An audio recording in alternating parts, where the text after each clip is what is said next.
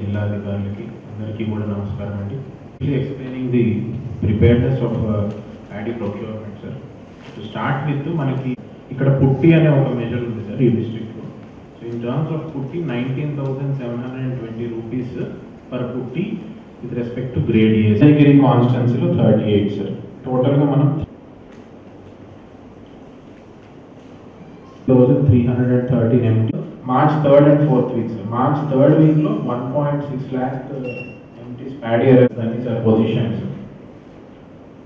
So paddy procurement lo పాల్గొనడానికి total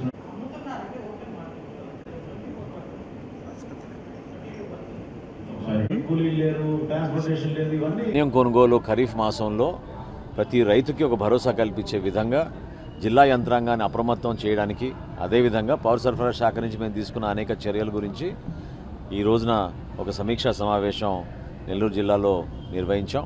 ఖచ్చితంగా జిల్లాల్లో పండించే ధాన్యం రైతు ఎక్కడ కూడా ఇబ్బంది కలగకుండా రైతు సహాయ కేంద్రాల్లోకి వస్తే తేమ శాతం విషయంలో కానివ్వండి, మిల్లర్లకు పంపించాల్సిన సరుకులు కానివ్వండి, రైతు ఖాతాల్లో అంతిమంగా 24 గంటల లోపే డబ్బులు చెల్లించే విధంగా ప్రభుత్వం అన్ని విధాలుగా చర్యలు తీసుకుంది. కూటమి ప్రభుత్వం ఏర్పాటైన తర్వాత కనివినిగని రీతిలో రైతుకు ఒక నమ్మకం కల్పిస్తూ 24 గంటల లోపే మేము వాళ్ళ ఖాతాల్లోకి ధాన్యం కొనుగోలు డబ్బులు అందించగలిగాం. పెద్దలు రామనారాయణ రెడ్డి గారి సమక్షంలో ఈ రోజున ఉదయం ఆత్మకూరు నియోజకవర్గంలో, మధ్యాహ్నం కొవ్వూరు నియోజకవర్గంలో కూడా పర్యటించాం. ప్రతి చోట కూడా రైతుకి మేము ఇదే సమాచారం అందిస్తున్నాం. ప్రభుత్వం నుంచి ప్రతి గింజ కొనడానికి మేము సిద్ధంగా ఉన్నాం. దయచేసి దళారుల ద్వారా లేదా అక్కడ ఉన్న స్థానికంగా ఉన్న మిల్లల ద్వారా మీరు మోసపోబాకండి. ఖచ్చితంగా రైతు సహాయ కేంద్రాలు మేము ఈ రోజున 300 ధాన్యం కొనుగోలు కేంద్రాలు ఏర్పాటు చేస్తున్నాం నెల్లూరు జిల్లాలో.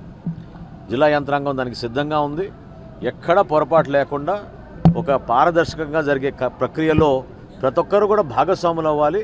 అంతిమంగా ఇక్కడ ఫైన్ రైస్ ఒకవేళ మేము కొనుగోలు చేయగలిగితే ఫైన్ రైస్ని చివరికి మేము ప్రభుత్వం నిర్వహించే మధ్యాహ్న భోజన పథకంలో మన బిడ్డలకి ఇచ్చే విధంగా పాఠశాలలో ఆ ఏర్పాటు కూడా చేస్తున్నాం. సో ఈ ప్రక్రియ చాలా జాగ్రత్తగా జరుగుతోంది. చిన్న చిన్న ఎక్కడ లోపాలు ఉంటే దాని గురించి సమీక్షించుకుంటూ ఎప్పటికప్పుడు జిల్లా యంత్రాంగం, కలెక్టర్ గారు, జాయింట్ కలెక్టర్ గారు సమీక్షించుకుంటారు. ఈరోజు గౌరవ మంత్రి గారి సూచనలతోటి ఇంకొన్ని రైస్ మిల్లర్స్ విషయంలో కూడా మేము కొన్ని చర్యలు తీసుకున్నాం. తప్పకుండా బ్యాంక్ గ్యారంటీలు, అదేవిధంగా వాళ్ళకి అందించాల్సిన టార్గెట్స్ ఖచ్చితంగా ఈ జిల్లాలో రైతాంగంతో పాటు రైస్ మిల్లర్స్ కూడా భాగస్వాములు అయ్యే విధంగా ఈ కార్యక్రమాన్ని ముందుకు తీసుకెళ్తాం.